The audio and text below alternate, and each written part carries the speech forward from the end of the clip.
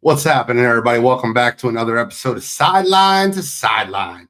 And right now, I'm just joined with the man, the myth, the legend, the prince of production, Kyle Edwards. How you feeling tonight, Kyle? I'm good. It's the stretch to the playoffs. Every game is that much more important. It's only like a few teams in each conference that have a shot at the playoffs now, so good time of the year to talk some football. I agree. I also think that you know it's good that our teams are successful, right? Like hmm years we've gotten on here where the Patriots were not the Patriots. They're great this year. I know Brett's running because his that's why he's not here tonight. Brett's running because his Packers lost Micah Parsons and they're falling apart. But that's okay. We still love Brett. Godfrey should be joining us shortly. You hmm know, fashionably late as per usual. We got a lot to get into, though. A lot to get into in the NFL slate, talking about some football. I'd love to get your opinions on some stuff. I hmm do have a fantasy question that I'm going to be asking all night. I might even put it on the friggin' message and just be like, have everybody all night comment on it. But I'm fired up, man. I'm fired up. Yeah. You're a Patriots fan. We're going to open with you, though. Last week was listen, 21-0 lead. hmm Dave Portnoy gets on TV and Yeah. bashing everybody, saying ha ha ha, and I don't necessarily know that he should have did that, but that's what happened. So your thoughts on the Patriots? Is it a good thing to lose that game? They still have the fast track to the one to winning that division and having a home playoff game. hmm What are your thoughts on the Patriots versus Buffalo Bills? I mean, it's so before the season, I predicted they were going to split. I'm not going to lie. Watching the first half, I thought the Patriots were going to actually sweep the season series, and that would have been definitely interesting to see kind of the conversation around them. But I think this is what Buffalo does because they're like one of the best teams plus minus. Well, point differential in the second half. The Patriots are one of the best in the first half. So we saw a really good Patriots team in the first half. Second half, Buffalo's defense just was better. Their defensive line controlled things. Uh, Josh Allen, look, there's only so long you can keep him down. You definitely saw him become more comfortable and what the Patriots were running against him. So I came out of the game thinking for a Patriots team that had just won 10 straight, it's not the end of the world that they lost to Buffalo. They still split with them. They still have the division lead. They still have their path to winning the division. I think for Buffalo, I feel like some people were kind of wavering a few weeks ago on whether or not Buffalo was still a good team or whatever. I think that game showed you that they're still a problem.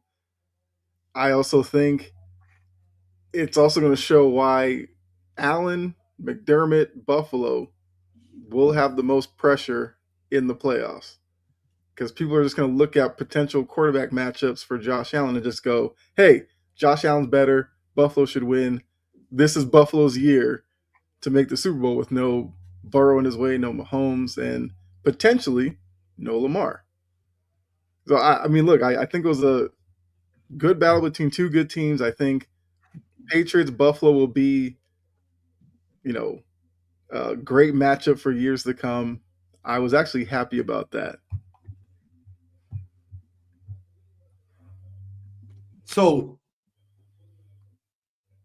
one thing that bothers me about the Buffalo Bills and about Yeah. Josh Allen in particular, and I brought this up last night, I brought it up on the morning show on Monday. I feel like Josh Allen gets the credit and praise of like Superman putting on his cape. We've all heard that line, right? Mhm. Superman putting on his cape, Josh Allen just doing it all when they win. But when they lose, it's always, well, the team is just terrible around them. It's an awful team and blah, blah, blah. And I feel like that's annoying from an outsider's perspective because Josh plays a role in that, right? We talk about, oh, they don't have anybody. I don't agree with that stuff. Hey, Just wondering, do you know where Dalton Kincaid was drafted? What round, Kyle? I believe he was like mid to late first round. Yeah, First round. How about Keon Coleman? Where's he drafted? the late first round. First round. I mean, now they have Brandon Cooks. Now they have Khalil Shakir, Joshua Palmer. I don't James Cook's top 5 back in football, maybe top 10. Yeah. I don't understand how when they're great, it's just Josh. And when they're bad, it's the team stinks. I think part of that, like I saw it with, Brady's run, and now this is kind of Mahomes' run. So at a certain point, it always becomes who's the next guy to take over. Like Brady, it'd be like, oh, this is Big Ben's year, or it was Breeze or whoever, and then Brady would beat them. I think now with Mahomes out, and a lot of people trying to kick dirt on just the whole dynasty in general with the Chiefs. Everybody's trying to get ahead of the trend to find the next team and the next quarterback to be the guy. Because of this season Lamar's had, because I feel like if Lamar and the Ravens were in Buffalo's position, Lamar would probably be getting kind of the same treatment because they would want to elevate him to get past Mahomes. I think that Josh Allen, I guess, is really likable. I think the Buffalo, like the Bills Mafia, is likable. They like their community, and I feel like there's a lot of people who just want to see Buffalo finally get that Super Bowl. That I guess Josh is kind of getting that treatment this year. Like I think he's a really good player, but I agree with you. He can also be his worst enemy, where he can sometimes be careless with the ball. His decision making, especially in the playoffs, can be a little iffy, but that's what I'm saying. This is the year that he's gonna have to do it. If he goes out and loses wild card weekend to like the Jags or something, I think the narrative around him will be a little different. But I think people are just assuming that with the unproven guys in the AFC, that the Bills are just gonna get in there and kind of dominate. I don't know if I would agree with that because a couple of tough defenses he'd have to go through. I mean, I'll get another guy's opinion on this. My man, taking it deep with D. Godfrey is now joining us. Godfrey, how you feeling, buddy? Feeling good. Good to be talking football again with the boys. You know what I mean? It's been a little bit. I want to apologize, by the way. Now I got both of you guys here. Life is really life since Thanksgiving. I had my wisdom teeth removed. My mom was in the hospital in the ER. Not good stuff, but I'm back. I'm back better than ever. Matter of fact, I plan on going live on Christmas morning.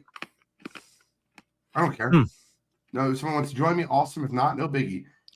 I'm back, though. Sideline to Sideline will be running through the Super Bowl. We're talking Josh Allen here, Godfrey. And the one thing I bring up is, and by the way, I see your comments. I'm going to get to each one of them. 3D, I got you, brother. I'm going to get through each one. Godfrey's gone again. But let's get I think 3D does bring up a point. Like people look at Josh Allen and they say, who's his best weapon? And then compare to the other really good quarterbacks. I under the impression that if you are a top level quarterback, yes, your offensive weapons can affect you, but it shouldn't be the thing that sinks your team. Like you have to elevate a guy or two to be a little bit better than they normally would be if you're a great quarterback. So, yes, James Cook is great. I feel like Keon Coleman, if he would get out of his own way and not do the stuff like off the field with getting in trouble with the team and stuff, he could probably be a good wide receiver. You mentioned the tight ends. Like Kincaid is a talented wide receiver. Even Knox is not a terrible secondary tight end, so they may not be household names, but Josh Allen has players on that Bills offense. What we're talking about, Godfrey, is we want to I just feel like that Josh Allen gets all the credit when the Buffalo Bills win. And then when they lose, it's the team stinks. So I just want to get your opinion on that. Like, is Josh Allen really just Superman? He just carries the team with no help anywhere? I think they got a better offensive line. They're underrated offensive line. They don't get talked about enough in Buffalo. I do think their offensive line does a good job. Their running game does a good job. I do think the receivers are leaving a little bit to be desired. I do think he does carry the team. I mean, there's a couple wins where they should have been dead to rights against the Bucs and the Bengals. Now, one's a borderline playoff team right now, fighting to stay in a division race, but their defense gives up a lot of points on the ground. Yeah, they're not world beaters. So I don't know, man. I think I just have this feeling about him this year because you've seen it go the other way sometimes for that team, where he's trying to make a comeback, trying to do something, and then the ball bounces the wrong way. He fumbles on the goal line, a la the Vikings in 1 year, and I just he does probably get more credit than he should get the credit, but he probably doesn't get enough flack for when they lose. But that's the quarterback world, right? I mean, he should get a little bit more. I haven't seen really stretches of bad play from him this year. I think people hype up other quarterbacks, and when they lose, they seem to forget about it. Like Matthew Stafford, they were like MVP, and then he laid an egg, and I'm like, interesting. Which they're going to lose tonight. Rams are going to lose, but anyway, we'll talk. I agree. About that I like Seattle. Did you see the question that's on the bottom? What's that? Should Gene bench Kenneth Walker in fantasy football? My only other options are Chuba Hubbard, who's like a backup running back, and Audric Estime, who's starting Sunday for the Saints. God. Well, it's at home. The thing about Kenneth Walker is he does get touches. Charbonnet will get mixed in there, so he might vulture a touchdown, but I would go with the short touches in that situation. You don't know what's going to happen with Audric Estime. That's a gamble, especially on a bad team. So I'm going with a team that has something to play for. And on a short week, one would think, there's going to be a little bit more running of the ball. We'll see. I would go Kenneth Walker. That's just me. He's just been so bad recently, and it's like one of those leagues where I'm playing against him in 3 leagues, Godfrey, and I only have him in 1. Mm-hmm. So I just want to full root against him. And he's been so bad. And what I'm going to watch tonight is I'm going to watch him on Thursday Night Football and give me 3 points, and I'm going to be behind the 8 ball. Or you can watch him get a solid 15, and then you're trying to beg at the god or the altar of Audric Estime on Sunday. You're like, why am I here watching Audric Estime when I wouldn't give a shit about him otherwise? Dylan Holmes says, I'm going to say my Bears win 27-24 over Packers. No one asked you. I'm kidding. We'll get to the Bears Packers, I promise. Just messing with you. Let's move on. Couple absolute injuries that happened this week in the NFL. Davante Adams, I don't even know how he was listed as doubtful. He should be on IR. That hamstring injury looked awful. If I'm the Rams, my main goal is getting him back for my first playoff game. I'm not worried about this week. I'm not worried about next week. I'm like, dude, get that shit fixed. Make sure it's good come playoff time. I don't care if the Rams are a wild card team. I mean, listen, granted, I think the Rams lose tonight, and I think that they become a wild card team, and I don't think that's the end of the world for them. I think Davante Adams is one of those ones where you kind of have to play it safe. The other two, Patrick Mahomes and Micah Parsons, with season-ending ACL injuries, and both of them are going to kick into next year. Mm-hmm. I think not only, and listen, when we talk about, I think the Packers defense goes from an A to an A- with losing Micah Parsons. I don't think they lose too much. I mean, obviously he's an incredible player, but I don't think the defense just now is bad. I think Hafley is a great defensive coordinator. I think Green Bay defense has been good with Micah Parsons, and obviously they've been a little bit better with him versus without him. But with Mahomes, I have now officially eliminated the Kansas City Chiefs. Now, they're eliminated from the 2025 playoffs. We all knew that. I've eliminated them from the 2026 playoffs. They're now eliminated next year. Your thoughts on the major injuries? Which one has the biggest impact to you? And what are your thoughts? Godfrey, I'll start with you, brother.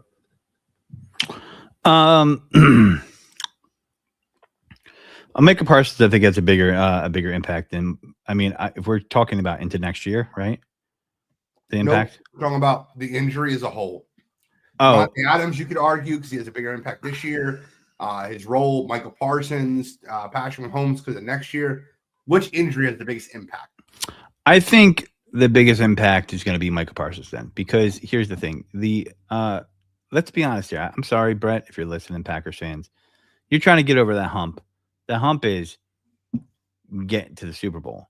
You've been winning a lot of games, a lot of seasons. You know, Jordan Love looks good. You know, things look good. People are getting healthy on the receiver side of the ball. But Parsons, they were talking about that was the missing piece when he came. So fans who thought that you can't back off now into the bushes like Homer Simpson, because that's what we're saying, Super Bowl Packers, right? Now, I think that he does add an element to their defense, and I think they're going to miss that. So I think they become a little bit easier to play. I think that's going to have a huge impact. I don't think they're going to be a walkover, a pushover team, or like a team that you could just, you know, do whatever you want offensively. But I do think that it's going to take that element away, and I don't really see how you replace that. Devontae Adams, you can't really replace him, but he was your 1B. I know he had a lot of touchdowns, but I still think Puka Nacua is the straw that makes it, you know, or the straw that makes the drink stir on the Chiefs passing game. Jesus.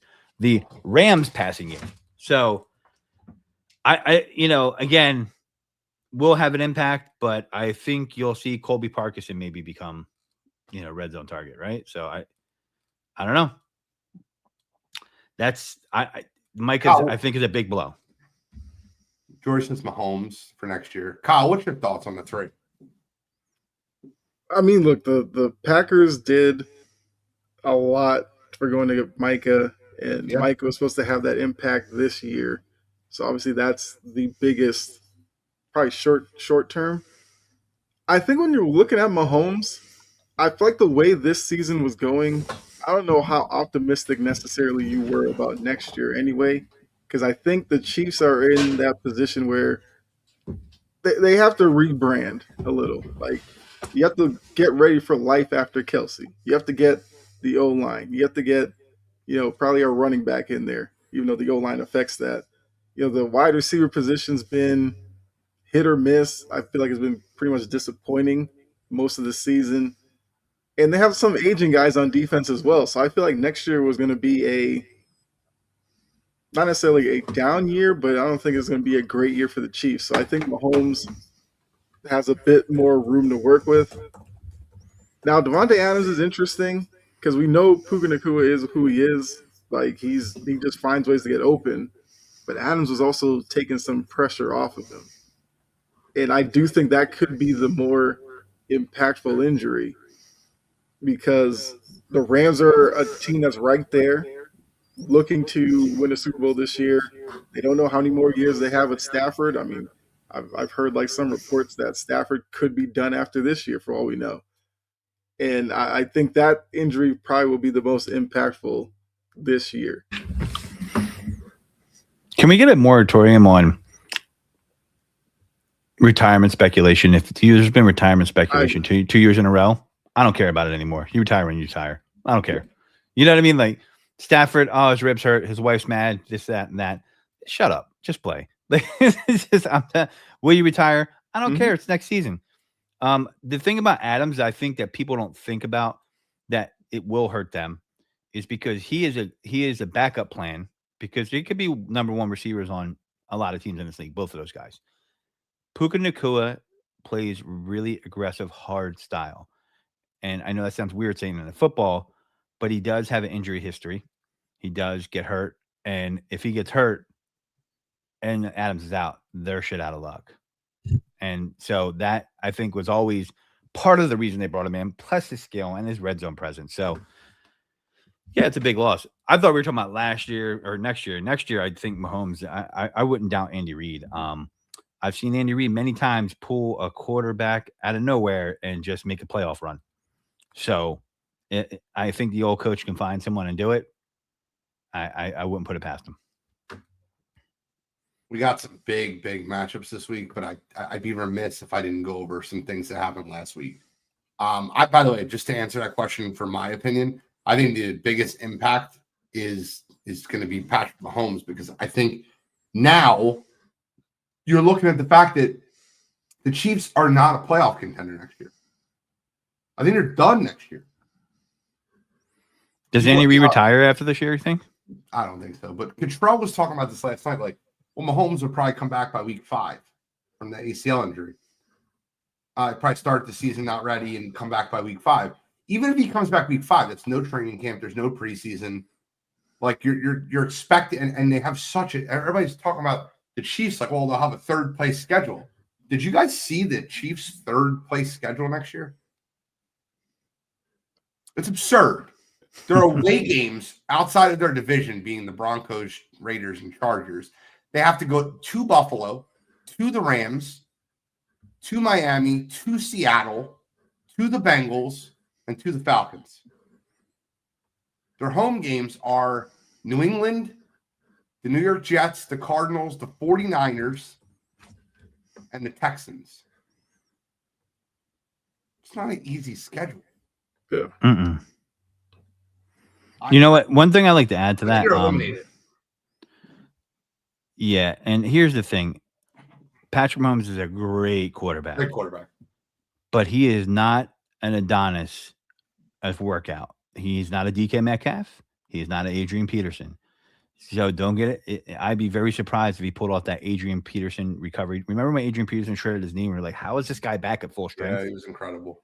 That will not be Patrick Mahomes unless he changes it. He is definitely the dude that throws touchdowns and is eating pudding on the couch and drinking some soda. Or I'm sorry, he's not that dude, and that's fine. He doesn't have to be. I'm just saying that relates to how quick you're going to recover from injury like that. You got to put the work in. You got to be like a Metcalf or like someone like that, like, physical specimen, like a TO. I guess we'll talk about it more. Godfrey, your thoughts on Shedeur Sanders this past week? I know he's a hot button topic in the NFL. He was brutal this week. It's good 2 weeks ago. You think so? Like, I guess the funny part is if you were redrafting this quarterback class, the 2025 quarterback class, what would your thoughts be? Like, just to be clear, it's Cam Ward, Shedeur Sanders, Jalen Milroe, who hasn't played, Jackson Dart, Quinn Ewers, and then a bunch of guys that haven't played. I remember doing this vividly, and I said, I think Quinn Ewers is the best quarterback in this class. And he got drafted in the 7th round. He's now starting for the Miami Dolphins this week. Is Tua hurt? Did I miss that? Or is it just they benched Tua? Yep. Yeah. God, that contract was awful in these. So I go Quinn 1. I'm not changing my pick on Quinn 1. That's what I had. Cam 2, Jackson 3, Shedeur 4. I believe when I did it, I went Quinn 3, Dart 1, and Cam 2, and maybe Shedeur 4. I don't remember that. I'm not going to pretend I remember where you went, so I don't know. Well, I mean, I was higher on Jackson Dart, and I didn't think he'd be. I just thought he was a good prospect. Is it the quarterback? Yeah, Shedeur, man, like he's the product of the hype of his father, and I hate to say that because I was rooting for the kid, but dude, even the game, I saw people talking about, oh man, look how good he did against the Titans. I'm like, you squeeze me? Like, I'm like, sir. First of all, Titans have nothing to play for. Awful team. Second of all, like when you look at him on the field, he looks lost at certain points. And they lost the game to the Titans. Yeah. So but you wouldn't if you didn't look at the box score and you saw how so many people were talking about him, you would have thought it went the other way. Yeah. I mean, you would have thought it went the other way. I mean, I was in group chats and they're like, oh, Cleveland's not a bad team. You grow with Shador, and I'm like watching this. I'm like, I'm not even responding to this group chat. This is bullshit right here. Like, I'm just like, oh, the Browns got to build around him. I'm like, build around what? You know what I mean? Like 400 total yards and 4 touchdowns. It was definitely his best game. I thought it was better than the Raiders game. The Raiders aren't really a good team. I think it was his best game. I just don't think that the Titans are world beaters. So no. When the Bears play him and they beat him 31-3, and he has a QBR of 8, those guys that were just hyping him up aren't really doing that anymore. Shador Sanders is the reason why you should never be in a super flex league. Okay, there's not enough good quarterbacks, and you're going to be late in the season. You're going to be like, all right, yeah, quarterback injured. Oh, Shador, you'll be starting for me. Like, so I don't know, man. Like, I want to see the kid do well. I think it's great theater if he was doing well. I'm not going to root for someone to fail, but at the same time, man, like he just doesn't have maybe he develops more of it, and I'll say I was wrong, but the eye test shows that he has no shot at adjusting to the speed of the game in the NFL, and maybe he goes somewhere, but he's definitely the type of quarterback that needs to sit for 2 or 3 years, without a doubt. And then maybe. I think the problem is if he has a good box score type of game, the people who push the draft narrative about he shouldn't have been a 5th-round quarterback, they all jump at that and leech onto it. But then, like you said, he struggles against the Bears. You hear nothing from those people. They just act like Shador didn't play a game or anything like that. That I don't think is like fair or right, but it's also something we saw at Colorado. Travis Hunter was the prize, but they kept kind of latching Shador onto him and like both of them into a stratosphere. I agree with Godfrey.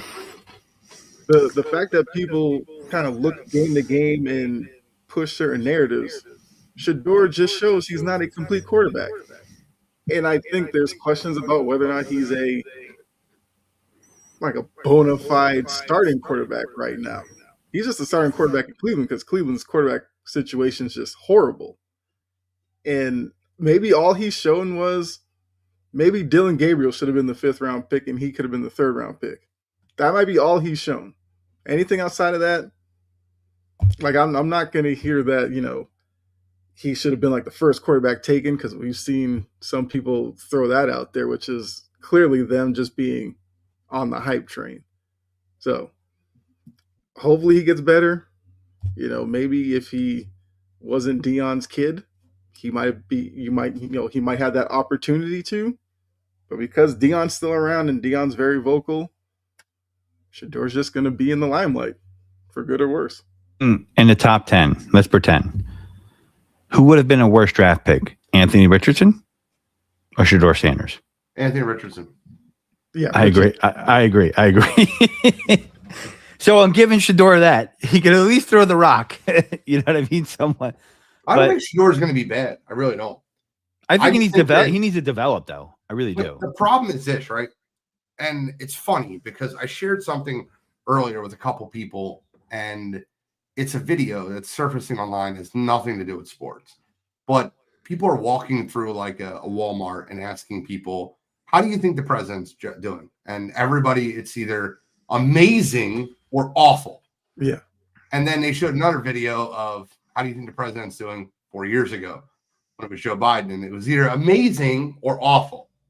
And I think that in a world that we live in, you have to lock into a take, and that's got to be your take. And I don't agree with that. I think Shador has shown flashes of why he can be an NFL quarterback. I also think Shador has shown why he was drafted in the 5th round. So I have him 4th, and I think that's generous. Like, there's people that can have other people over him. I always have liked Quinn Ewers. So I don't want to get off that track. I think Quinn Ewers is an excellent pick for that offensive system, believe it or not. I agree. I think I think he might save Mike McDaniel's ass if he has. We'll find that out. And they get the Bengals the first week, so that's nice. No, that's a nice layup right there. Woo! What Guys, a warm up. 7:30, 30 minutes in. I want to talk about NFL awards before we get into previewing this week because we got a big game tonight. And I just want to get your opinions. Don't look up the odds. I'm going to ask you. I'm going to give you the finalists for the awards, and I want you to tell me who do you think should win. Is that fair? Yep. MVP. The 3 top finalists for MVP in the NFL this year: Matthew Stafford, Drake May, and Josh Allen.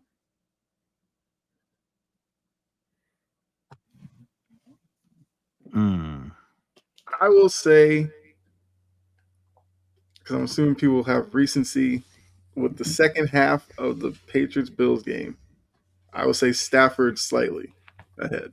Well, I'm asking you who your pick is. You're the writer. Yeah, I know, Jory. I don't think Josh Allen should be on that page either. I agree. He's third. I'm just telling you. That's probably the surprise name that Josh Allen's third. But I would say, if I had to cast a vote, I'd probably go Stafford slightly ahead. Who's your pick? Godfrey. Allen. I listen. What? Wow. Yeah, man. Look. You think Josh Allen's the MVP of the league right now? I mean, I look at that as a quarterback award. So Matthew Stafford's not having a better year than him. I mean, Matthew Stafford's been kind of pedestrian the last 2 out of 3 games. I mean, Lord, you don't think he has? Did you not watch those games? What about against the game against Seattle? I'm telling you, got to see it tonight. Like, I like Matthew Stafford. I just don't know. Like, it goes up and down. Allen had a stretch where he was pedestrian. He did. Yeah, I remember that Falcons game. I'm now forgetting the schedule, but this Falcons game was like the game where I watched it and I was like, yeah, Allen looks, something's off with him. So, I mean, you're talking about what are the signature wins that you see for for Stafford? Signature wins. Give me 2, 3 this season. I'll pull up the Rams schedule. For me, it was the Bengals and the Buccaneers. They were dead to rights in those games. Okay, they beat the Jaguars 35-7. They beat the 49ers in San Francisco 42-26. They beat the Seahawks 21-19. They beat the Bucs 34-7. They beat the Lions 41-34. Which the Seahawks had missed a field goal at the end and could have beat them, and they couldn't put them away with 4 interceptions. So the Lions 41-34. We'll ignore that, right? That was a good game. Okay. I mean, I know you don't like Matt Stafford. No, it's not that. I just don't see a signature win from him. Like, I'm looking at. Yeah, I feel like Allen's a distant third from those 3. I think he's absolutely. I mean, you think Drake May? My pick's been Drake May since week 5. Hey, listen, Drake May's playing it. I got a lot of Drake May rookie cards, so I hope he wins that MVP. But I'm saying, in the world of worlds, okay, all things equal, there's what you want and what we know will happen. Do you think of those 3 that Drake May will win the MVP award? How things could fold out with voting on these awards? Short of, like, do you think? I mean, I would say he's the 3rd least likely out of those 3 to win the MVP. You might feel he's better. Just to be clear, and I know that you're not I know that you're not that educated on their stats this year. Matt Stafford has 3,722 yards going into tonight with 37 touchdowns and 5 interceptions. Like, I know that you're not that into the stats. Josh Allen's got 3,200 yards with 25 touchdowns and 10 interceptions. Like, what are we talking about? Hold on. Can we not forget the rushing numbers, please? Sure. I'll add Josh Allen's rushing numbers. I got you, brother. We're not going to forget the rushing stats for Josh Allen. I mean, I'd be hypocritical of being an Eagles fan if I didn't. I understood. I got you. Cool. I got you. Maybe it's not that impressive, but he has 535 rushing yards and 12 rushing touchdowns. That's pretty significant. 37 total touchdowns. Stafford has 37 passing. He has 37 total. He has 15 turnovers. He has 5 fumbles, 10 interceptions, and they both have 3,700 yards. Yeah, well, he's been doing a lot better protecting the ball this year than usual, Miss Stafford. I'll give him that for sure. I don't think Stafford. I'm looking at Drake May stats. That'd be crazy if he won. It's actually funny. I wouldn't be Stafford against has it. 193 rushing yards this year. So it's not Is that terrible. is that an all time high for him? Because It might be. No, he normally gets about 200 a season. Yeah. Okay. Yeah, Drake May's looking real good too. I don't know. Drake May comparatively is at 3,500 passing yards, 23 touchdowns, 7 interceptions. How many rushing yards does he have? I mean, I'm sure he has more than Matthew Stafford. Oh, Rushing, what?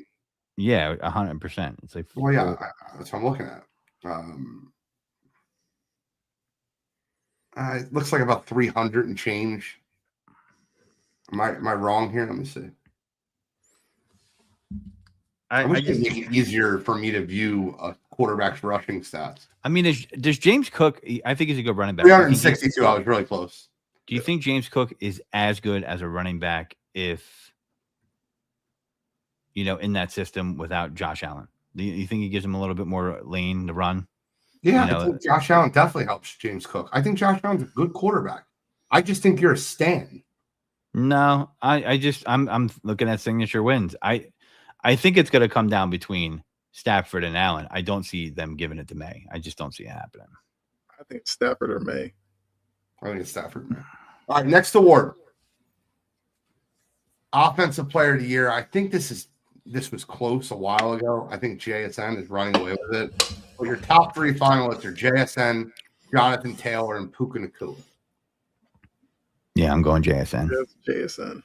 I think JSN might fucking break records this year. People in the offseason were saying he's a slot receiver. I don't know what they're doing, putting him to doing this, that, this. He can't do that. And that he is smashing. Even when Darnold has a bad game, he still has a good game. Yeah.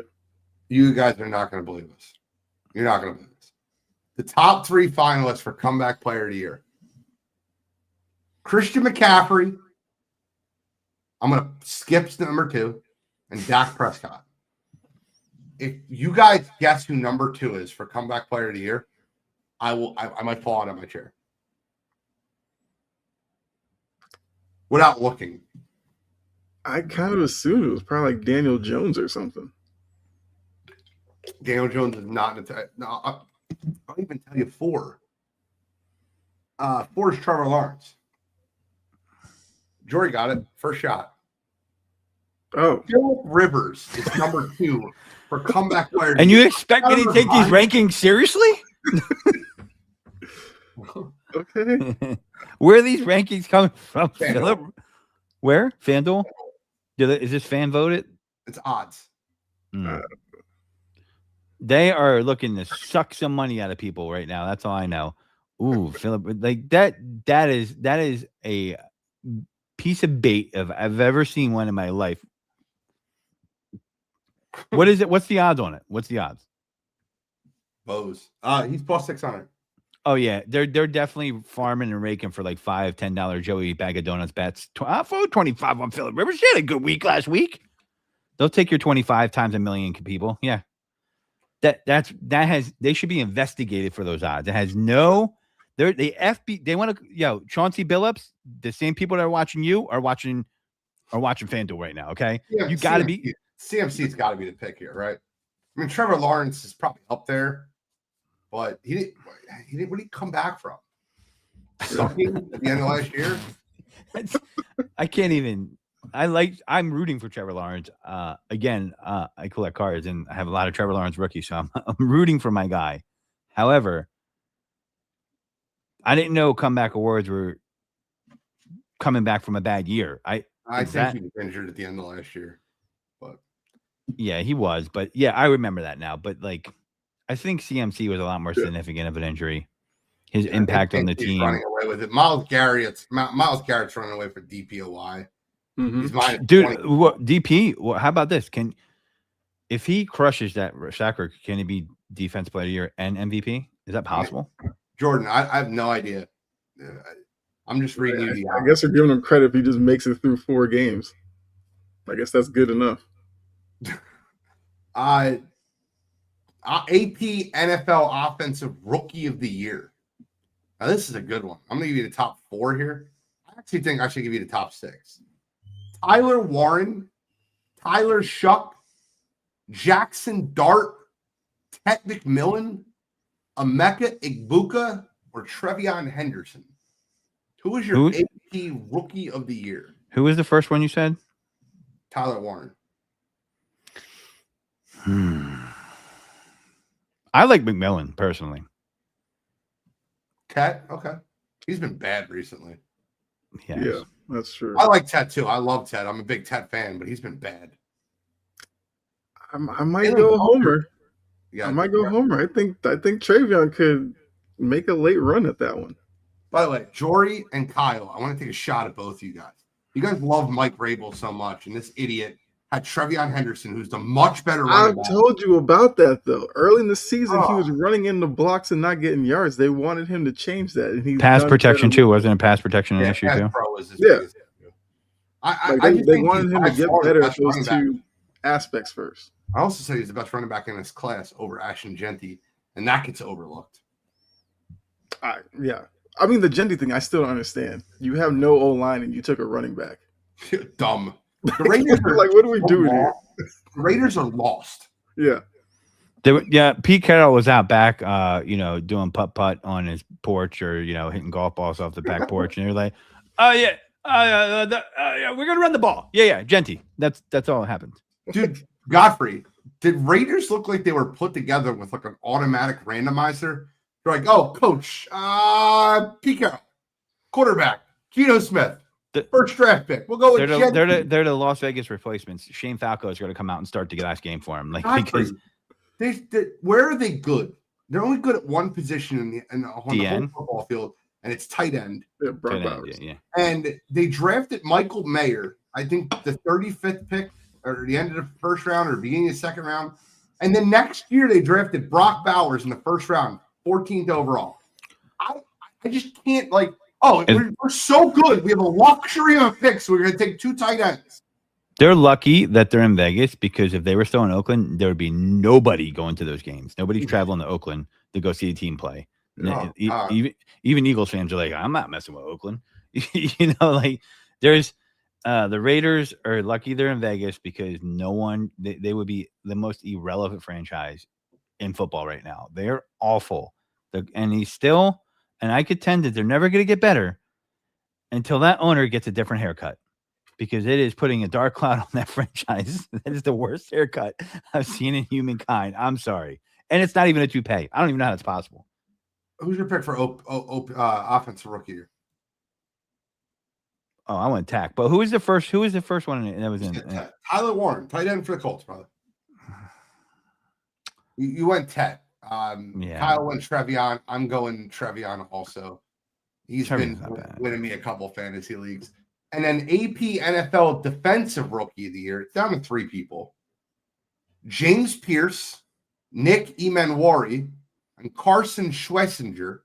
Carson Schlesinger, if you don't know who he is, he's a freaking linebacker for the Browns, and he's a beast. He's a tackle machine, yeah. Nick Emanwari, I think, is my pick. He's a safety for Seattle Seahawks. You're going to see a lot of him tonight. Mm-hmm. And then James Pierce is a great DN. He's out of Tennessee. Not Tennessee Titans. He's out of Tennessee, but he's been great this year. And it's just, I don't know. I just like watching all three of them play football. I think they're great. All things said and done, I think Pierce has been great for the Falcons, but I think it's a two-dog race, and my pick goes to Emanwari. Yeah, I'm with you. I'm with you on that one. Yeah, I agree. I would go with impact right away. I mean, that defense is incredible. Now let's get into the games. We're going to go through some of the big games this week and give our picks. Starting with tonight, huge game tonight. LA Rams at the Seattle Seahawks. The Seahawks are 1.5 point favorites. Over/under is 42.5. Godfrey, what do you got in this game? What's your pick? What's the score? How do you see it? I got the Seahawks. I would be okay taking them by plus 6.5. Actually, I have no problem with it. I'm at minus 6.5. Sorry. Yeah, minus 6.5. And I think that the defense is going to come out humming. They feel like they're 0-1. They gave the Rams all they could handle while still spotting 4 turnovers from Sam Darnold. And they almost still got away with it. If they could have got that field goal through, they didn't. And they weren't able to shut down JSN. He was still productive.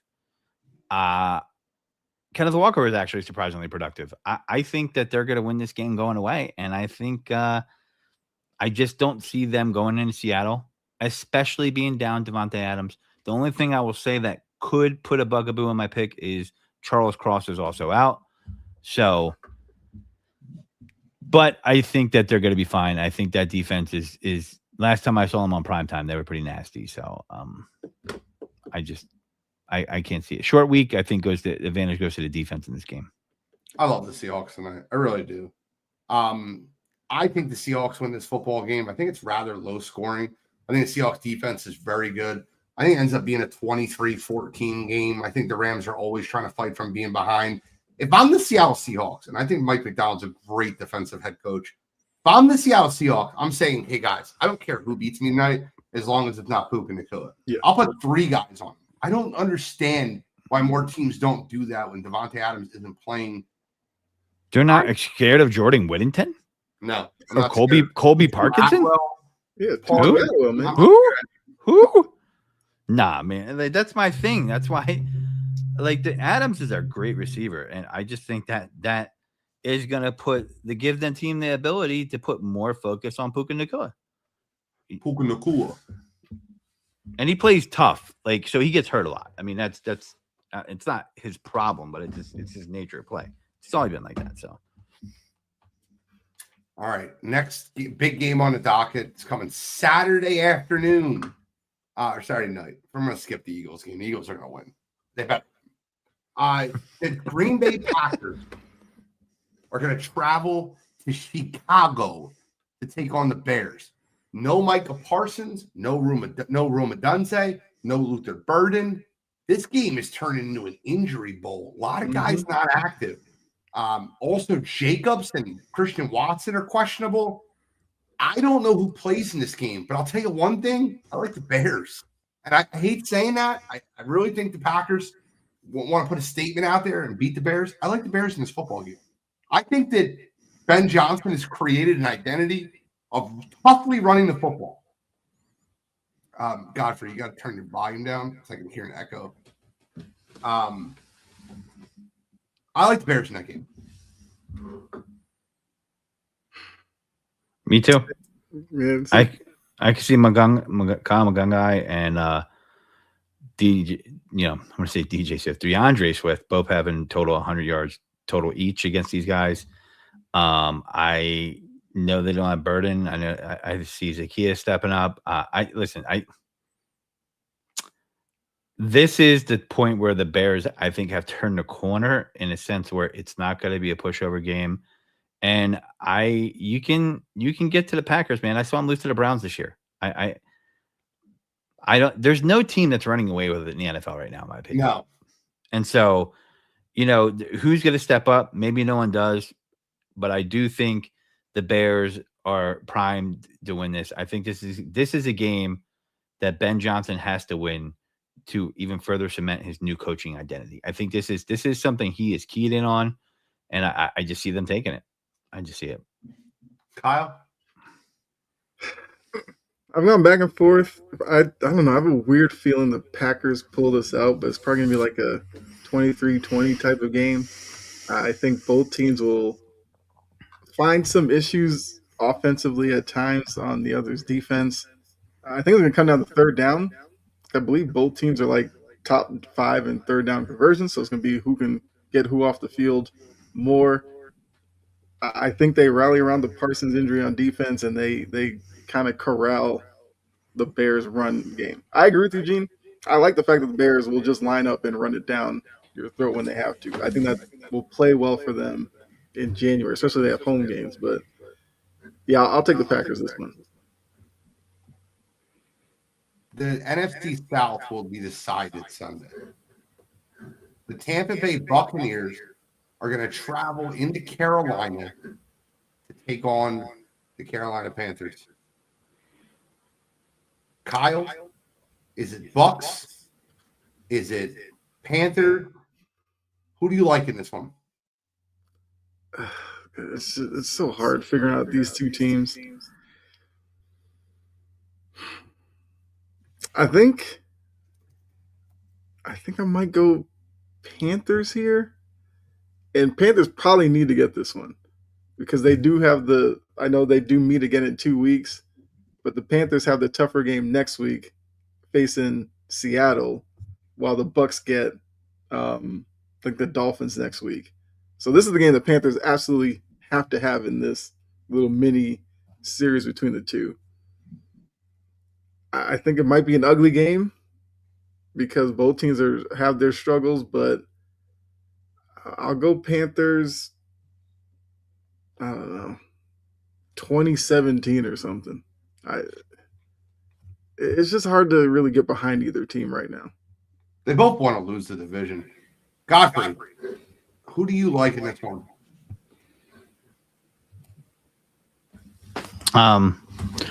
It's Panthers Bucks, right? Yes, Panthers Bucks. Dude, you know what, man? It's so tough because one, I've never seen Todd Bowles lose shit like that, really. And the player, Mike Evans was losing his shit on the sideline, and I'm watching that game, and I'm like, why is Kyle Pitts having the game of his life? And like, it's like they're just like, we're gonna win this. Mike Evans comes back and performs above expectations. That Bucks team is just weird to me, and I feel like the Panthers are ascending. I feel like they're hungry. That defense is pretty ferocious, and I'm gonna go with the Panthers on this one. It feels weird saying it, yeah, but you got to believe your eyes sometimes, and they've played good teams tough this year, even when they lost. Nobody wants to win this division. They keep losing back and forth. Yeah, I like the Buccaneers to win the game. I think they're healthier. I think with Mike Evans and Ibuka and Godwin, I think that's just enough. I think the Buccaneers will end up winning this division because I think they're the better overall football team. So I'll go with the Bucks in this one. I'll be on my branch. We'll see how. But dude, they're 1-5 in the last 6. Like, what's been going on with them? Like, it's almost like, it's like that was the game for them to be like, okay, we're righting the ship. You know what I mean? Next one, and this is a game that I don't think any of us thought we'd be talking about this late in the season, but the Jacksonville Jaguars at 10-4 are going to the Denver Broncos at 12-2. I'll start with this one because I know I'm going to be the bold one. I like the Jaguars outright. Liam Cohen, Trevor Lawrence, Travis Etienne, that defense, they've been playing great football. Last week, Trevor Lawrence had 6 touchdowns. I know it's versus the Jets. I understand. But the Jaguars have won some big games this year. And, somebody might have picked them to win the division. I don't know. Might have been me. I don't remember. What do you like in this one, Kyle? I mean, I will be honest. The Jags have gone past my expectations for them this year. I just wonder against that Broncos defense. And I agree, both defenses have actually been playing well of late. Maybe I'm falling into the whole, Bo Nix stat line last week where he had a pretty good game. But he's also a quarterback that you feel like the minute you want to give him credit, he'll go out and lay a bit of an egg.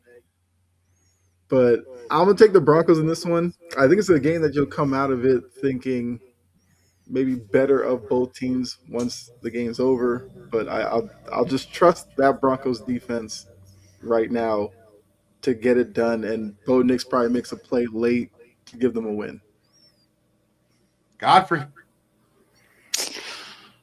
Broncos have been playing pretty well.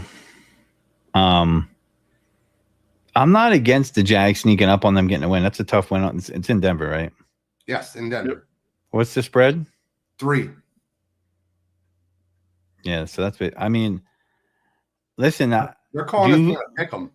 Yeah, and pretty much. I mean, listen, Duval. Well, you know what though? The guy looks like weird. He looks weird. I'm not going to take that away from him, but he's got that team playing. He's got Trevor Lawrence looking better. That defense is playing. And I think the Broncos are due. they're due to have a loss. Just a hunch, and I feel like a lot of people were against them last week, and I wasn't because I just felt like they're humming, but at the same time they could be exposed. And I like the Jags are just sneaking up on people. Jacoby Myers was a sneaky pickup, which they just signed on the 3-year extension. Sneaky pickup, a very good pickup to give Trevor Lawrence a nice security blanket, and he's been paying dividends for that offense. And I just think they're gonna have to be ready. The Jags are. I think they're on upset alert going in there. I like it. I'm going to ask you guys a question real quick. And I don't want to go too far here. I know I'm a little crazy. But if I read you Trevor Lawrence's stats for the year, I just want to know if they surprised anyone. 60% completion percentage, 3,200 yards, 29 touchdowns, 11 interceptions. He got more rushing yards too, right? 300 rushing yards. I just feel like hell yeah, he's got less turnovers than Josh Allen. I just remember reading Josh Allen's stat line, and Josh Allen has more total touchdowns. He's 37 versus 29. That's big. The same amount of yards. That's big. Well, that's fair. 37 touchdowns versus 29 is big, but 15 turnovers versus 12. That's not big. Same amount of wins. I see Josh Allen breaking off long touchdown runs sometimes, and I don't know. Maybe he needs to get a Duval, but I like Trevor Lawrence. I'm not sure, man. I don't have him on that level. I'm just saying the stats aren't as far off as you think they are. Oh. Biggest thing's perception. MVP race is changing the game too. I mean, every week. You know what I mean? All right. Last game we got to really, really talk about. The New England Patriots traveled to M&T to take on the Baltimore Ravens because I've been waiting all day for Sunday night. Patriots coming off their first loss in a while. Ravens 7-7. They're just clawing at a chance at the division. The Steelers have a really tough game. They're playing at Detroit. Mm-hmm. The Steelers being one game up in the division, and then they play again next week, I believe. No, they played last week of the season. Yeah. This is a huge game. I understand I'm on my cliff. I understand I'll probably be alone. I've made this pick last night on Wire to Wire. I'll make it here again. I also picked Drake May to win MVP, so I don't think this is going to change anything in that divisional race. I like the Ravens to win this game outright. I think they win the football game. I think New England face a little bit of adversity. Ultimately, I don't think it's going to matter too much. I think New England end up still finishing around the 2 or the 3 seed. But I like the Ravens in this one. Kyle, I'll let you go last because it's your team. Godfrey, who do you like in this one?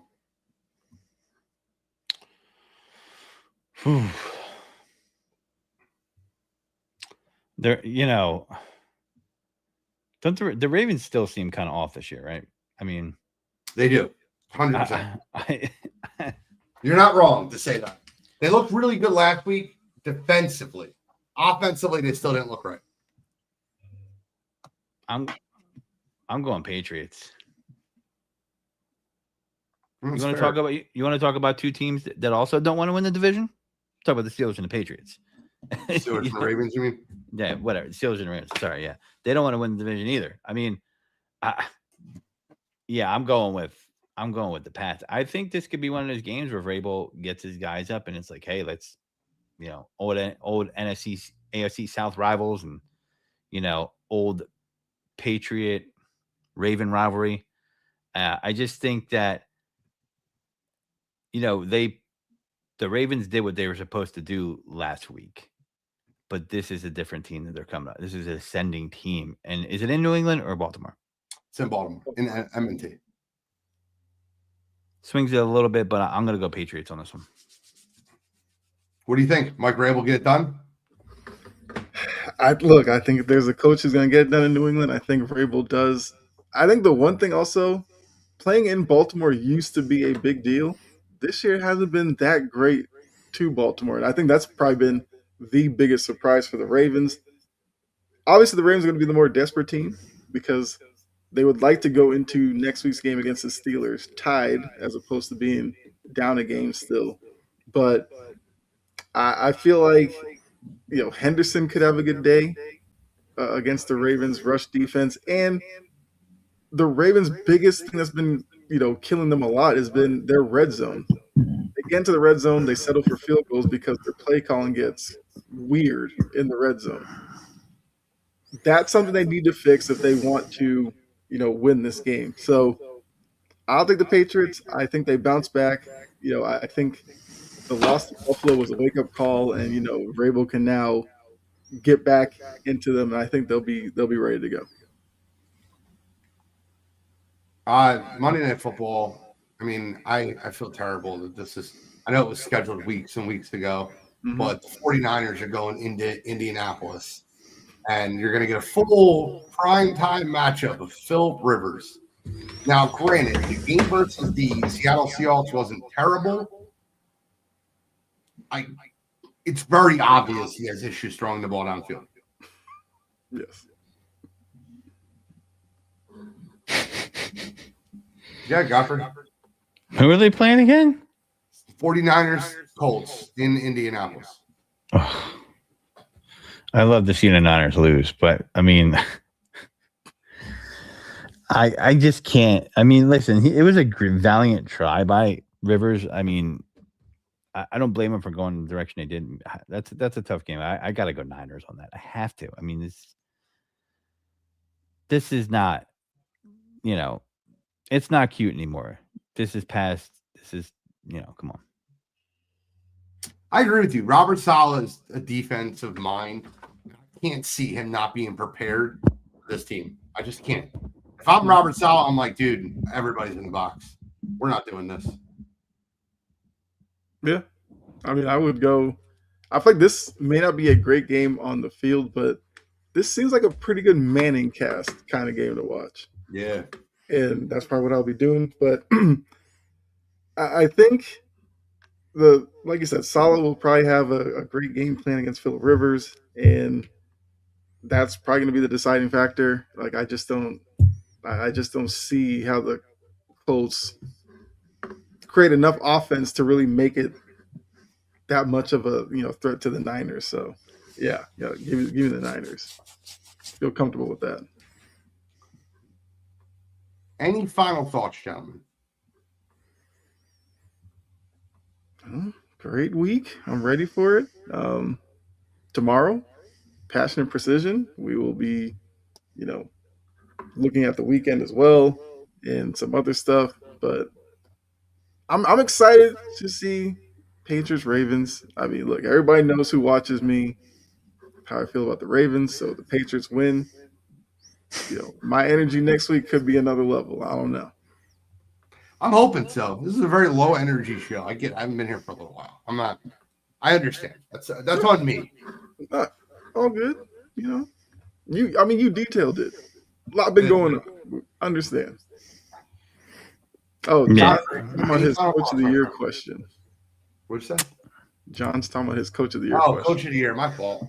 Coach of the Year. Let's talk about this for a minute. Let's give it a minute. It's crazy how good Coach of the Year is.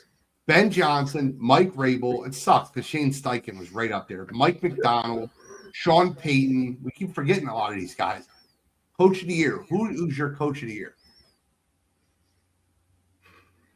I think based off expectations, I would go Vrabel, but Ben Johnson's making it very difficult because even with him with the Bears, I feel like the Bears' expectations were a little bit higher before the season, so that's why I would give it to Vrabel. But shouldn't overshadow what Ben Johnson's done in Chicago. What about my boy in Duval? Duval. He's done a hell of a job this year, man. No one thought he was going to do shit, including myself, especially after that press conference. They're 12-4, right? No, wait. No, They're 10-4. 10-4. 10-4. If I said 10 wins from the Jaguars, they'd like sign me up before the season. I They're predict content. Dude, I think he's done the best coaching job. That's a turnaround and a half. I mean, I know Vrabel's good. I know he helped turn the team around, but there were some pieces there. He had Drake May. They had a decent draft. They had, there were still some pieces there in New England, which is in part why I think they got rid of Gerard Mayo, because they felt like they had pieces in place where they should have saw more improvement. I don't think that they were going into Jacksonville saying, is Trevor Lawrence the guy? Can he get him going? And I mean, he's gotten him going, and that team's played above expectations. So I'm going with my dude from. There's another name you can throw out there too, D'Amico Ryans. Yeah, he's done a hell of a job. Hell of a job. D'Amico power play. Yeah, he's done a hell of a job. Yeah, a lot of really good coaches in the NFL. A lot of bad trades too. Just being clear. Leonard Williams, Sauce Gardner, both those trades are just going to go down as absolute mind boggler. Like, meaning like for the Jets, it was a bad trade? No, it's a bad trade for the Cowboys. Yeah. Yeah. Give up a first and second for Leonard Williams. They have George Pickens there. They got to sign him. You're running into a situation where for no reason you just made it tougher for you to resign the guy that just got there. Yeah. But that's the Cowboys. It is the Cowboys. Cowboys country. Let's cry. Cowboys. How about them Cowboys? Dakota Rain. It's been having a decent season. I mean, if you consider a decent season losing, then that's fine. But they're not going to make the playoffs again. Yeah. Yeah. Any final thoughts, Shelman, before we wrap up for Sunday Night Football? Or sorry, Thursday Night Football. Nope. Just enjoy a meaningful game on Thursday night for once. All righty. Well, enjoy your time. Tune into Passion and Precision tomorrow night. And we'll see you. Happy holidays. Merry Christmas. Thank you guys for tuning in. And we are signing out.